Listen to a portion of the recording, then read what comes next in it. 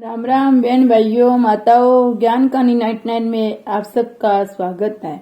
आज मैं आपको सावन मास महात्म्य का 16वां अध्याय सुनाऊंगी। ये शीतला सप्तमी व्रत है।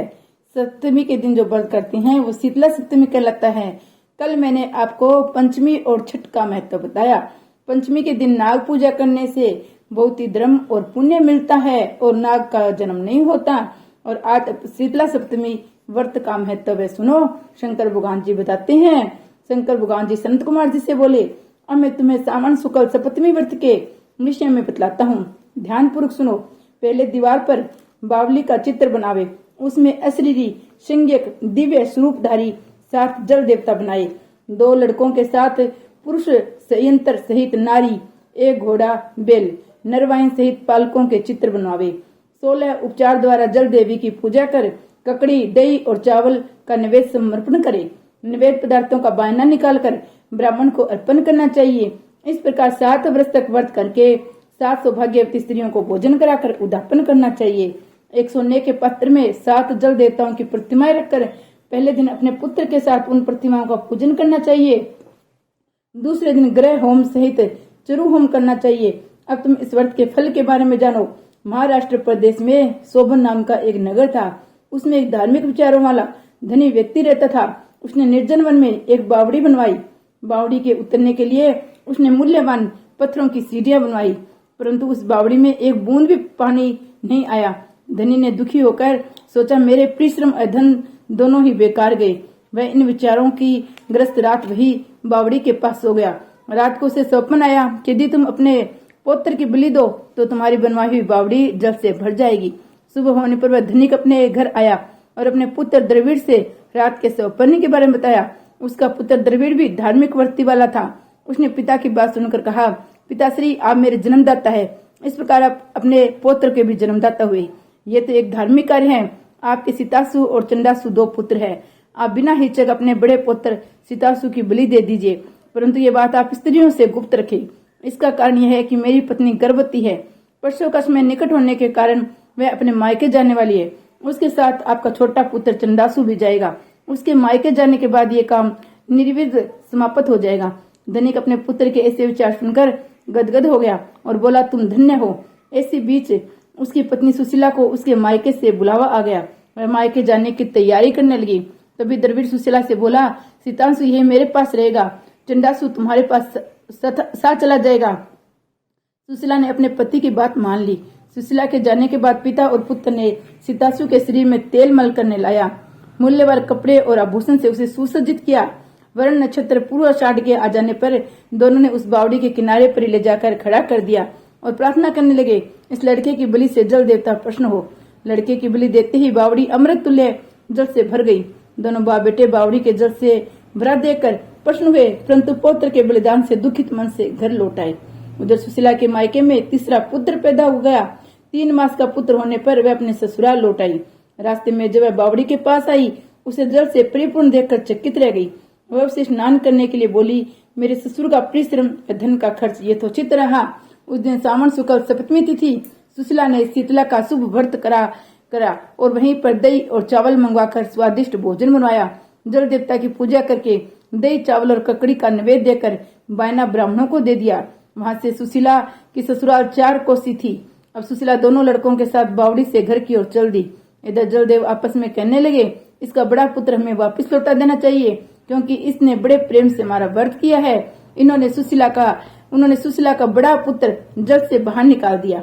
माँ को देखकर सीतांशु माँ के पीछे भागता हुआ माँ कहता हुआ आया। सुशीला अपने बड़े लड़के सीतांशु को देखकर चंकित रह गई। उसने उसे अपनी गोद में बैठाकर उसका सिर सूंधा। वह अपने मन में सोचने लगी, यदि इसे यहाँ से पकड़कर चोर ले जाते तो क्या होता, क्योंकि इसने बहुमूल्य आभूषण पहन रखे हैं। यदि इसको घर से भूत पिशाच पकड़ कर लाए होते तो वे अब इसे क्यों छोड़ते।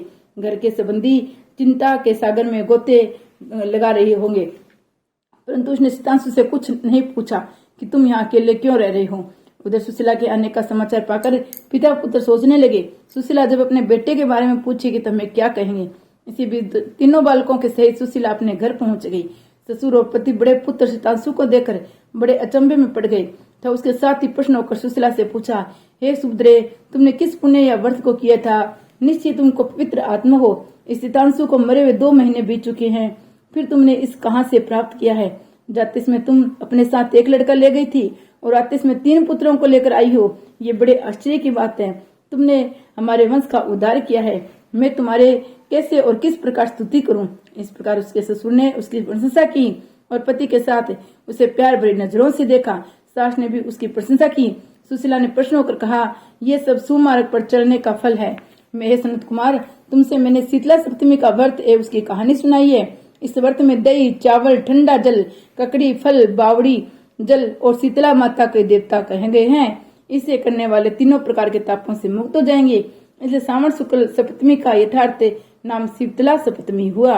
अब 17वां अध्याय पवित्र रोपण। भगवान शंकर ने सनत कुमार से कहा, हे देवेश, मैंने तुम्हें भी सावन शुक्ल सप्तमी का व्रत बताया है। अब मैं तुम्हें सावन शुक्ल अष्टमी के विषय में बतलाता हूँ। आप ध्यान पूर्वक सुनो। सावन शुक्ल सप्तमी को अधिवासन कर अष्टमी के दिन पवित्रारोपण करना चाहिए। जो मनुष्य पवित्र बनता है उसका फल कहता हूँ। पवित्र बनवाने वाला यज्ञ, व्रत, दान तथा सब तीर्थादि सेचन का फल प्राप्त कर लेता है, क्योंकि सर्वगता शिव सबसे निवास करते हैं। अतः उसे न अधि व्याधि दुख पीड़ा होती है, न शत्रु का भय रहता है। उसे कोई भी ग्रह पीड़ा नहीं पहुंचा सकता। उसके समस्त कार्य अपने आप सिद्ध हो जाते हैं। राजाओं के पुण्य की वृद्धि करने वाला इससे बढ़कर दूसरा कोई साधन नहीं है।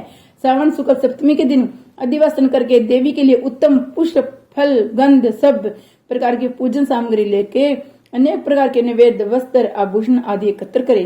फिर पवित्र निर्माण करके पंचगव्य स्थान शासन करना चाहिए। फिर चरु द्वारा दिग्बली और अधिवासन कर सुंदर वस्त्रों से पवित्र का आच्छादन करना चाहिए। 100 बार देवी के मूल मंत्र से अभिमंत्रित करके पवित्रा देवी के सामने स्थापित करना चाहिए।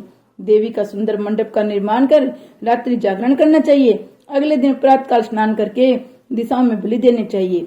विधिवत देवी की पूजा करने के बाद स्त्रियां और ब्राह्मणों को भोजन कराना चाहिए, दक्षिणा देनी चाहिए। राजा को दृढ़ता के साथ नियमों का पालन कर उसे स्त्री, जुआ, शिकार और मांस का त्याग करना चाहिए। ब्राह्मणों और आचार्यों को स्वाध्याय का, वेश्यों का व्यापार, खेती के कार्य बंद करके कम से कम आधा दिन देवी के ध्यान में अपने मन में लगाना चाहिए। हो सके तो 5 या 7 दिन देवी का ध्यान करना चाहिए। जो ज्ञानी सविधि पवित्रारोपण नहीं करता उसका पूरे वर्ष का अर्चन निष्फल हो जाता है।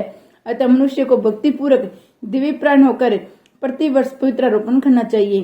करक अथवा सिंह को सूर्य हो जाने पर सावन शुक्ल अष्टमी के दिन देवी के लिए पवित्रारोपण करना चाहिए।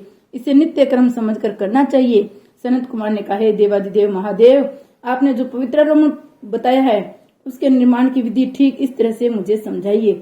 भगवान महादेव बोले, हे सनत कुमार, रेशमी वस्त्र, कुश या कांसे से निर्मित या ब्राह्मण द्वारा रुई से बना सूत होना चाहिए। सूत धागों को 3 गुना कर पुनः त्रिगुणित करने पर उसकी संख्या 360 होनी चाहिए। 360 सूतों को उत्तम 270 के मध्यम से 180 सूतों को निकृष्ट का है। 100 ग्रंथि का उत्तम, 50 ग्रंथि का मध्यम, 16 ग्रंथि का पवित्र कनिष्ठ होता है। 6, 3, 4, 2, 12, 24, 12, 8 ग्रंथि का कनिष्ठ पवित्र होता है। देवी प्रतिमा की नाभि तक सीमित पवित्र कनिष्ठ, जांग तक मध्यम, जानू तक की पवित्र उत्तम मानी जाती है। इस पवित्र को सब गांठों को केसर से रंगना चाहिए तथा सर्वतोभद्र वेदी पर देवी का पूजन करके देवी के समक्ष कलश या बांस पात्र पर पवित्र को रखे। 3 सूतों में ब्रह्मा, विष्णु और शंकर का आह्वान करना चाहिए। 9 सूतों में ओंकार, सोम, वही, नाग, रवि, ईश और विश्वदेव का आह्वान करना चाहिए। हे सनत कुमार, अब मैं तुम्हें ग्रंथियों में देवों की स्थापना की विधि बताता हूँ। क्रिया, पोषी, वीरा, विजय, अपराजिता, मनोन्मणि, जया, भद्रा, मुक्ति और ईसा नाम के आदि में प्रणव लगाकर ग्रंथि संख्या के अनुसार आवर्ती करके आह्वान तथा चंदन से पूजा करनी चाहिए। इस प्रकार प्रणव द्वारा अभिमंत्रित कर देवी को पवित्र रोपण का विधान तुम्हें बतलाया है। जिन दूसरे देवों का प्रतिपदा आदि तिथियों में पवित्र रोपण करना चाहिए उनके विषय में सुनो। धनद, श्री गौरी गणेश, चंद्रमा, गुरु, सूर्य, चंडिका, अम्बा, वासुकी, ऋषि, चक्रपाणी, अनंत, शिव, ब्रह्मा और पितृ आदि देवों का प्रतिपदा आदि तिथि में पूजा करें। वे पवित्र रोपण प्रधान देवों का है। उनके सहदेवों को 3 तार वाला पवित्र समर्पण करना चाहिए। सावन शुक्ल पक्ष एवं कृष्ण पक्ष की नवमी तिथि का महात्म्य। दोनों पक्षों की नवमी के दिन यथा विधि कुमारी नामक देवी का अर्चन कर नक्त व्रत कर दूध और शहद मिलाकर भोजन करना चाहिए। यह उपवास रखकर इस दिन कुमारी नाम से देवी का निरंतर पूजन करें। चांदी की प्रतिमा बनाकर उसमें भक्ति पूर्वक दुर्गा पापनाशिनी का कनेर के फल, दुगंध, अगर, चंदन, दगाज, धूप और लड्डू द्वारा पूजन करना चाहिए। कुमारी लड़कियों को भोजन कराने के बाद ब्राह्मणों को भक्ति पूर्वक भोजन कराना चाहिए। फिर मौन व्रत का प्राणियों को सब पापों को नष्ट करने वाली समस्त संपत्तियों को धन प्रदान करने वाला, पुत्र पौत्र आदि की वृद्धि करने वाला, सदगति प्रदान करता है। श्री शंकर भगवान की जय। आज के महात्म्य में अष्टमी और नवमी का महात्म्य बताया। अब कल मैं आपको 10वीं तिथि का महात्म्य बतलाऊंगी। श्री शंकर भगवान की जय।